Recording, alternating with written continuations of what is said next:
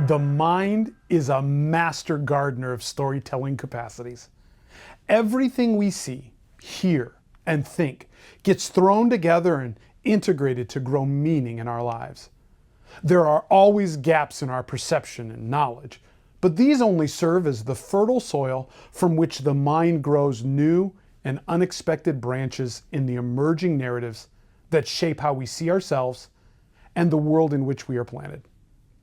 The little storied tree that has grown up around Paul's first letter to Timothy, in my mind, is one of these narratives that has expanded like a tangled vine, twisting itself around the many gaps in my understanding. For years, I saw Timothy as a young man, a kid, maybe 20 years old, filled with nervous energy, anxiety, and some ministry talent, who had just been placed into his first significant role in ministry in the complicated church of first century Ephesus. Paul was worried that Timothy, untested and timid, might get overwhelmed by the burdens he was facing. So he wrote him a Holy Spirit-inspired pep talk to buoy his spirits. The truth is that much of this imagery is conjured by my mind to make the story fit what I want it to say, because of gaps in my knowledge. Some of these gaps are built into the biblical text, while others result from my own lack of knowledge. Timothy was not a 20-year-old. He had been connected with Paul for nearly 20 years and traveling with him for nearly 15 years by the time this letter was written. Sure, he was younger than Paul and probably the cantankerous church elders he was called to correct in Ephesus, but he was certainly not a kid. He was definitely not untested. He was there when Paul and Silas were beaten and imprisoned in Philippi. He was not a novice in handling church problems, as he was deeply involved in the apostles as the apostles' ambassador in navigating the torturous relationship between Paul and the crazies at Corinth. He was one of, if not the most trusted and experienced co-laborer that orbited around the mighty apostle throughout all of his missionary expeditions.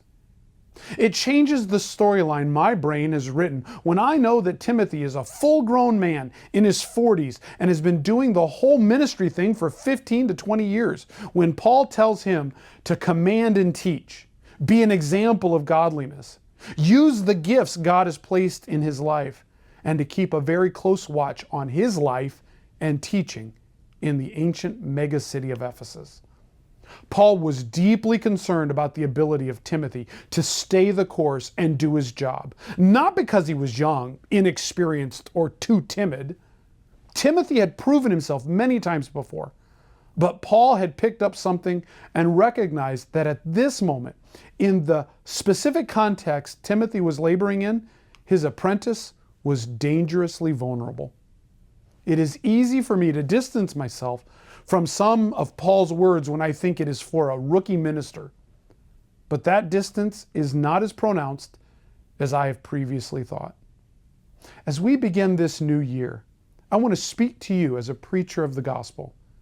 It does not matter how long you've been at this thing, whatever you count as your past successes or failures. You and I can find ourselves, because of personal need and situational realities, in great places of vulnerability. I want to say to you, as you begin this new year, you are not alone, nor are you invincible. But you're not broken and discardable in the plan of God.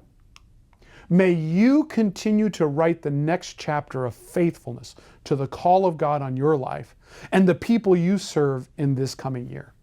We at the Preaching Center are with you and are here to serve you as you fight the good fight of faith.